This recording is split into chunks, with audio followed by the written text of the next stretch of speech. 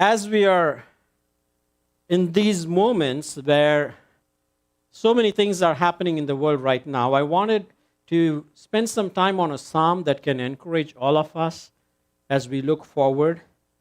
You know, the pandemic, as I was looking up, has taken close to 1 million lives all around the world. And for us here in California and the West Coast, we have the wildfires that are still raging. And they just said they have destroyed over 1,000 homes. And as far as 2 days ago, 500,000 people have been evacuated in Oregon alone, and 33 people have lost their lives. And it's not just for people who we don't know. A good friend of mine, he lost their first home here in San Jose during these recent fires very suddenly, and it happened on their wedding anniversary. You know, it was 1 year ago, exactly at the same time, he and I, we were working together, helping another friend who was going through another crisis, and we never expected that this is something that he would go through, and it just broke my heart when he shared pictures of his home before and during the flames and after. So this was something that really hit close to my heart too. But in all of this, is it possible to stay encouraged? Is it still possible to trust God? You know, if that's a question that's on our mind, I want to share some of his comments that he was sharing right after this tragedy hit his home, where he lost everything they had put into their home. It's not just the money, it's the dreams, it's those small things, the memories, and all of that. And this is what he said. He said, it has been 11 days since the CZU fires tragically took our home and everything we owned. And this is what blew me away, his next lines. He said, our trust in God is strong and our spirits are high. And he said, tomorrow we are excited to move into a temporary house. While this has been such a traumatic and life-altering experience for the family, I find rest in our God and the people around us. Of memories and keepsakes is now gone. The picture is surreal and painful. However, we have what is important: our faith, our love for each other and family. We don't have a lot, but we are safe and have each other. And he ended with, thank you all for your love and support. God is good. This is not theoretical, friends. This is real stuff. And we even had 4 of our own church friends lose one of their parents in these past few weeks. You know, this pandemic and these wildfires have reminded us that everything we have can be gone in the twinkling of an eye. Our possessions, our loved ones, and even our own lives. These are really anxious times indeed. This can definitely create a lot of anxiety in us. And when anxiety is not channeled towards the right place and the right person, it can lead to fear and many other things. And that's why I wanted us to look into this psalm to learn how we can trust God in anxious times. How do we trust God in anxious times? And we're going to look at Psalm 46. In this, David shares how to have radical trust in extraordinary times. We need to start with the definition of anxiety. What is anxiety? You know, anxiety and fear are sort of related things. Fear sees a threat. Anxiety imagines one. Fear screams, get out.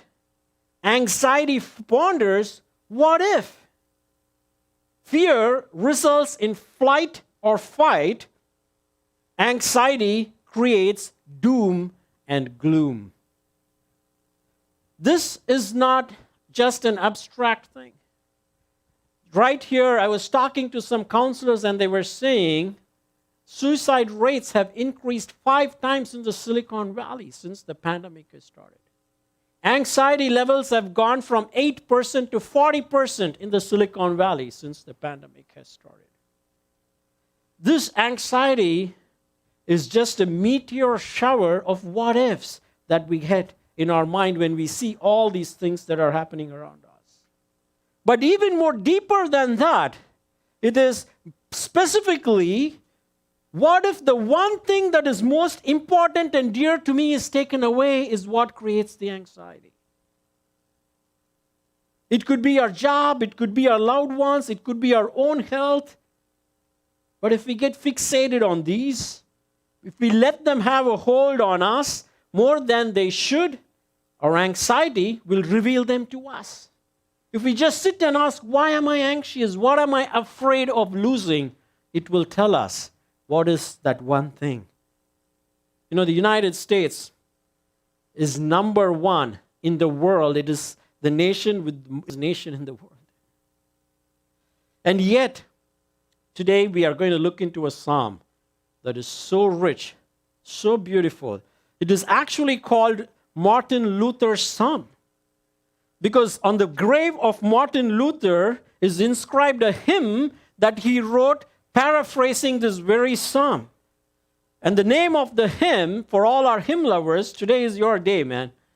A mighty fortress is our God, is that hymn. And those are the words that are written on his tomb. And it is said to be the greatest hymn of the greatest man in the greatest period in German history. Historians declare that this hymn has been sung by persecuted people on their way to exile and by martyrs before their death. And the strains of the song, Our Mighty Fortress is Our God, could be heard drifting through the portals of the gigantic Washington National Cathedral on September 14th, 2001, 3 days after the 9/11 attack. It was part of the national service of prayer and remembrance. And it is such a wonderful and a deep psalm that can encourage anyone. And I want to just read a few lines from that psalm, and just reading it gives us goosebumps. And this is how Luther penned it when it is translated. A mighty fortress is our God, a bulwark never failing. Our helper he amid the flood of mortal ills prevailing. Did we in our own strength confide, our striving would be losing. Were not the right man on our side, the man of God's own choosing. You ask who that may be. Christ Jesus it is he. And though this world with devils filled should threaten to undo us, we will not fear, for God has willed his truth to triumph through us. Let goods and kindred go. There's mortal life also. The body they may kill. God's truth abideth still. His kingdom is forever. Those are the words that he penned as he was running for his life. Just like David was running for his life and was facing real threats and real calamities. There are 3 passages, there are 3 stanzas in this psalm, and each is separated with a pause when you see the word Selah. And the song, David wanted it to be sung. It's a psalm that had to be sung in a high note so it can lift up our spirits. So there are 3 things I want to share to encourage us today through this psalm. God's protection, God's promise, and God's power. God's protection. The first 3 verses are one of the most comforting words that many people have referred to. God, a very present help in trouble. Therefore, we will not fear, though the earth gives way, though the mountains be moved into the heart of the sea, though its waters roar and foam, though the mountains tremble at its swelling. Selah. What do we do when we feel anxious? When we are in a crisis, where do we turn to? Where do we go? Some of us tend to suppress that feeling. Some of us tend to get busy with work and activities. Some of us express it in anger and irritation. Some of us resort to substances to quench it. But here David is talking about encouraging us to turn to God. He says there are two things about God when you turn to Him that will help calm you down. First, he says, is He is our refuge, as He alone can save us from what is happening. What is happening here is no ordinary thing. If you read the language, it says the earth gives way, the mountains are moving into the heart of the sea, the waters are roaring and foaming. This is what commentators refer to as uncreation. Creation is basically unraveling to its primordial primitive state. When that is the intensity of things that are happening to us, and I think it is fair enough to say right now is one of those moments in human history. And it is going to happen again at some point on this side of heaven. And when we think of mountains being moved into the heart of sea, we may think it's just figurative, but when we saw the Twin Towers going down into the hole, that was like mountains going into the sea. We know and read of Noah's flood, and even right now, as we were battling fires on the East Coast, they were battling floods and hurricanes. But how can God be our refuge? Because you want to turn to someone who has the power and the ability to deliver us. And God is our refuge. Refuge is referring to a fort, a place where you can run into and feel safe. And we can run into God because He was the one who was able to bring creation out of chaos. He was the one who restrained the flood and promised never ever to destroy us through that. So He says, when we go to Him, we will find refuge. God is our refuge is the first thing. Secondly, He says He is our strength. When we are anxious, He will give us the strength we need to go through it. He's referred to as very present help in trouble. In short, He's help when we need it. Again, my friend shared this. The one who lost his house to the fires, he says, while this has been such a traumatic and life-altering experience for the family, I find rest in our God and the people around us. For so many of you, it only took a second to pray when you saw that happen, minutes to reach out asking if we were safe, and less than a day before you fundraised for us and sent packages that overwhelmed our hearts and hotel room. It truly felt like continual waves of blessings and care to cool our sinked spirits.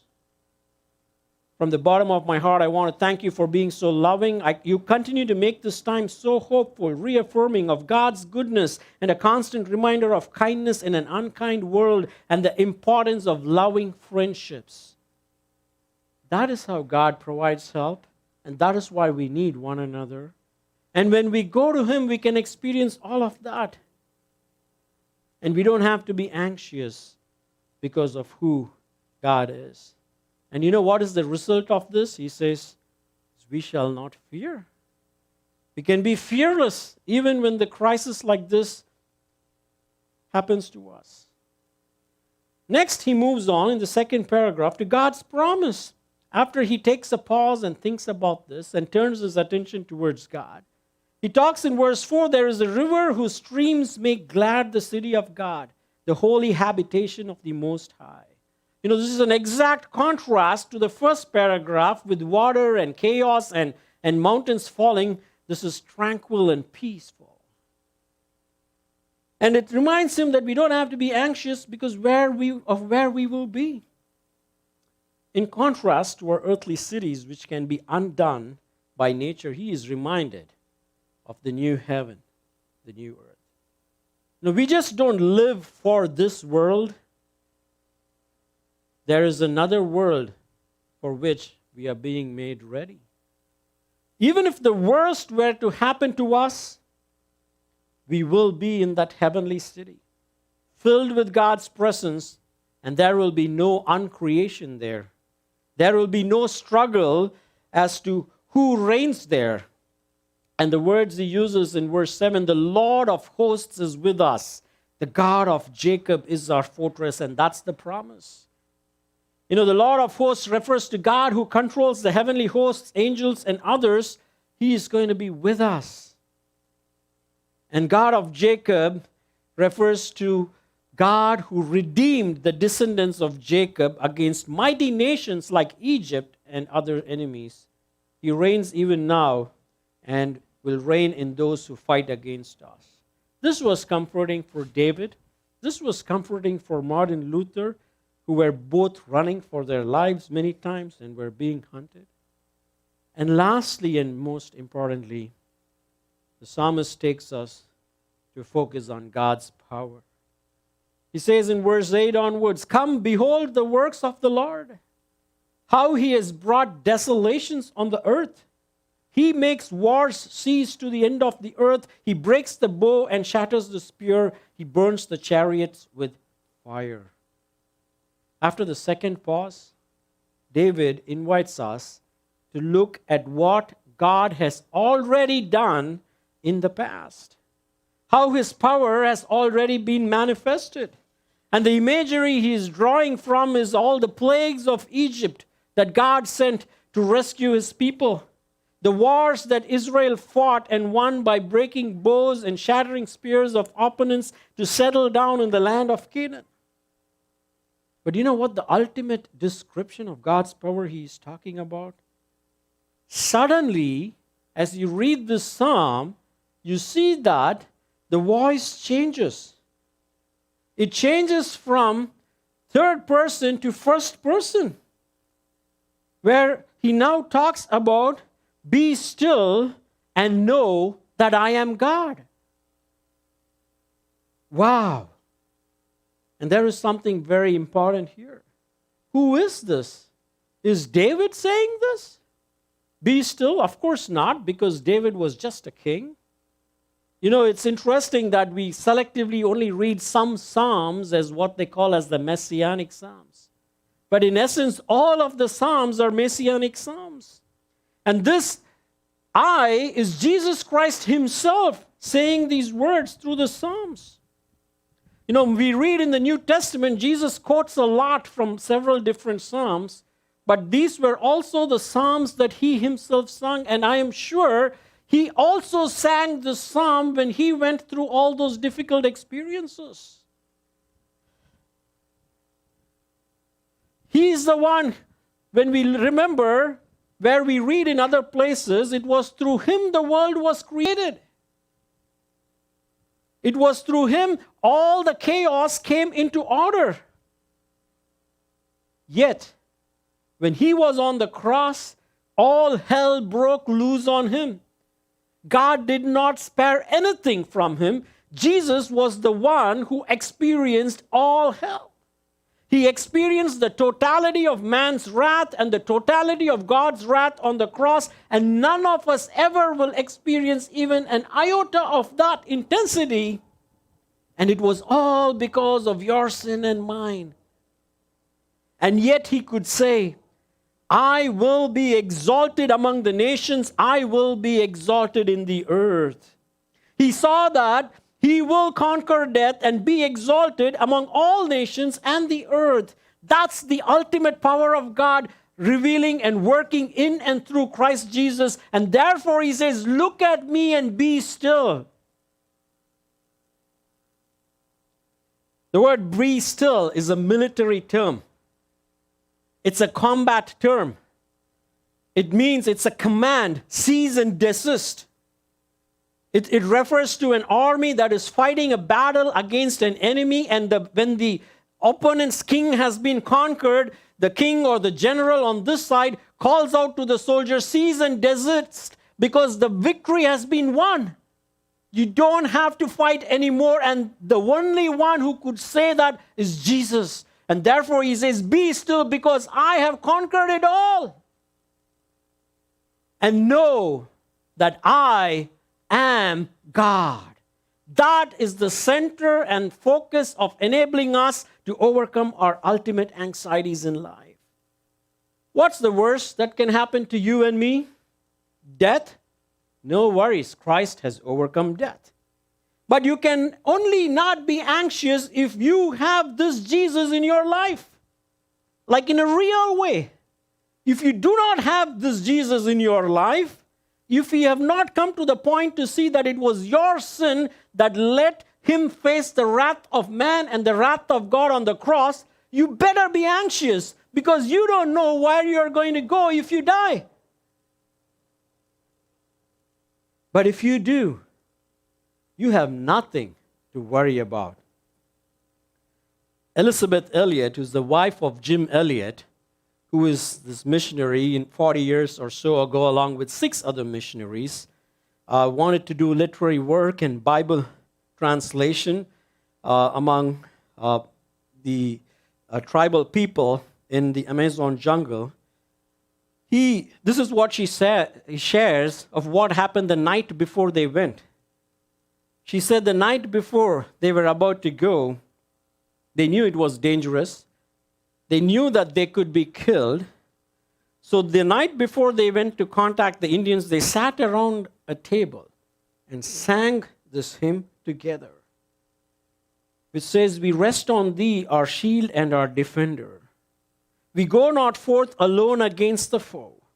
Strong in thy strength, safe in thy keeping tender, we rest on thee, and in thy name we go. Strong in thy strength, safe in thy keeping tender, we rest on thee, and in thy name we go."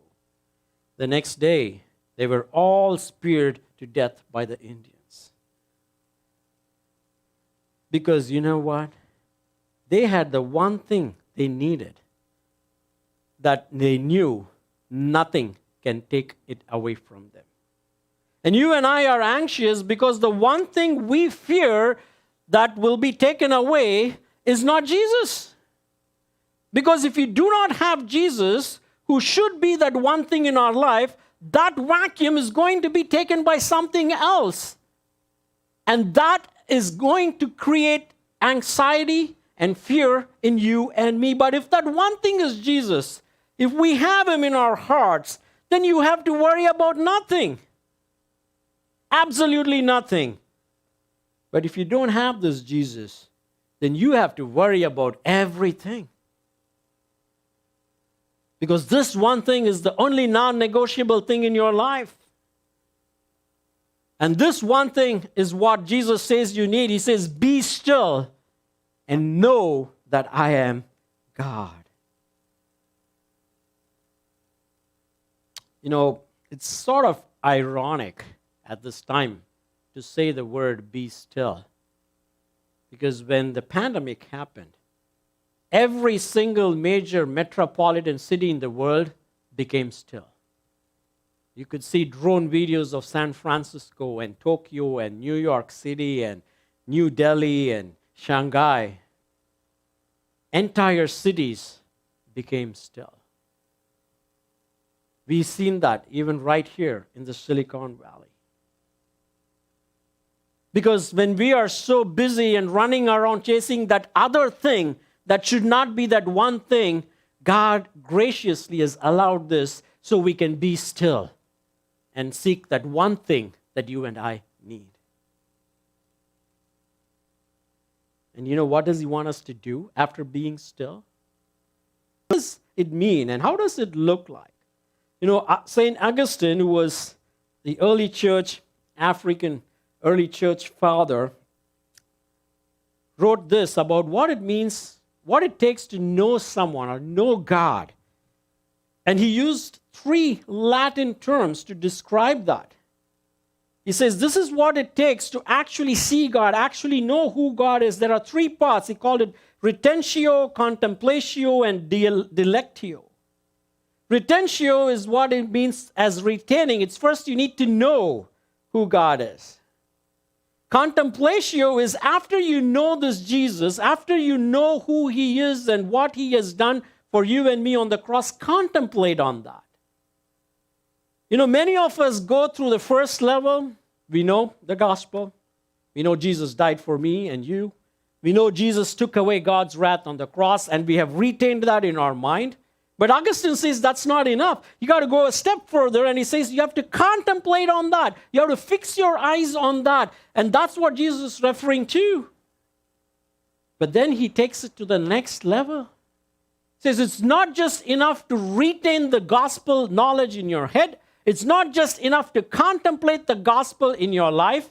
He says the third thing is delicatio, which is you have to delight in it.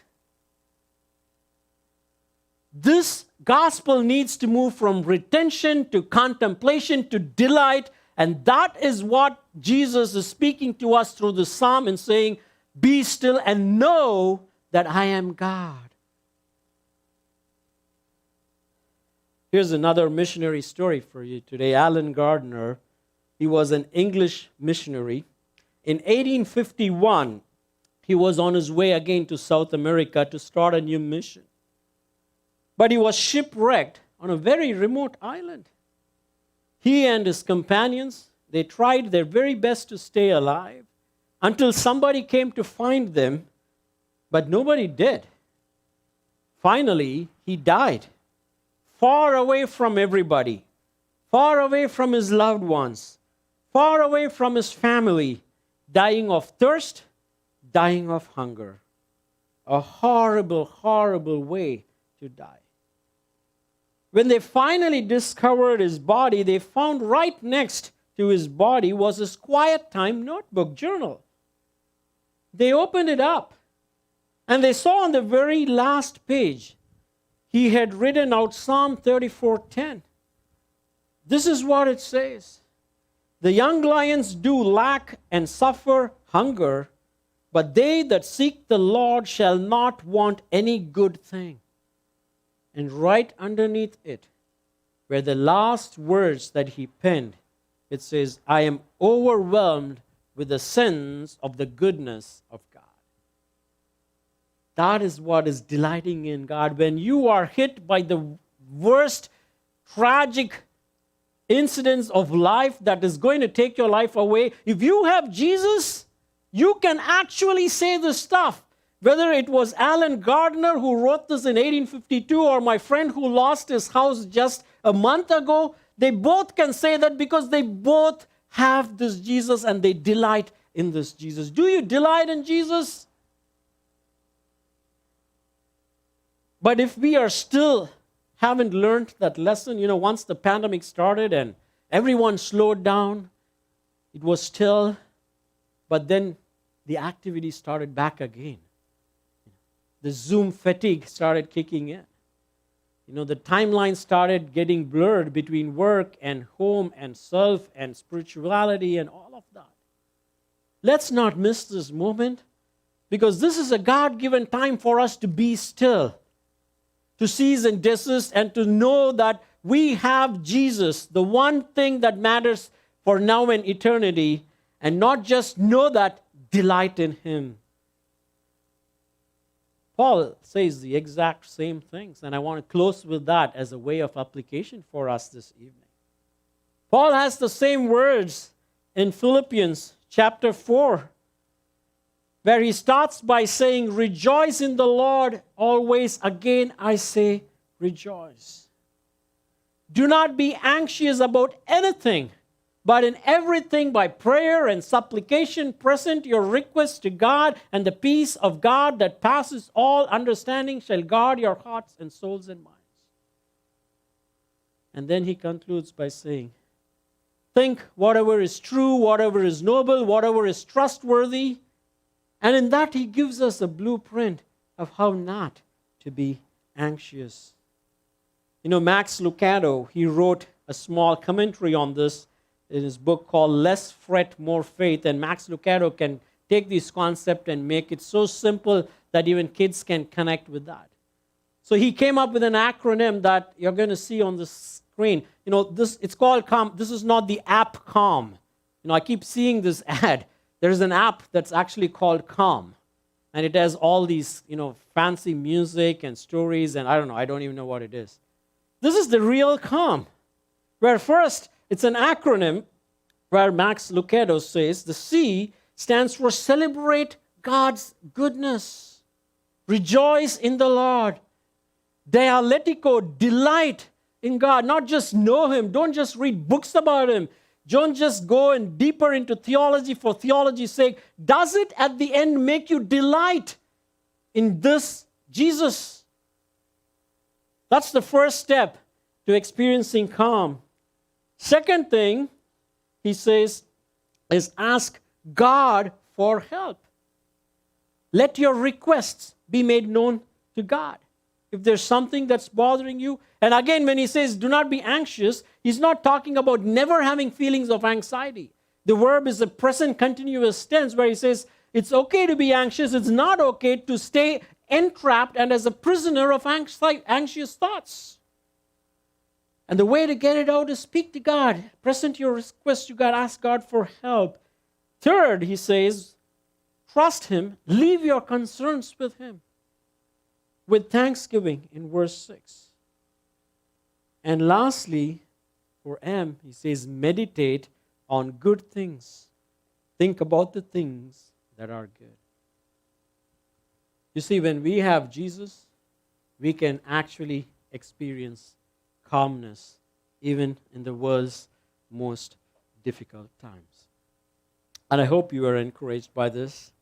And I hope this helps us to reset our life, our priorities, and examine what am I holding on to that I'm afraid of losing, that gives me anxiety, and voluntarily let go of that and embrace Christ. That He becomes our only true delight. Because guess what? Neither death nor life, neither persecutions nor suffering shall separate us from the love of Christ.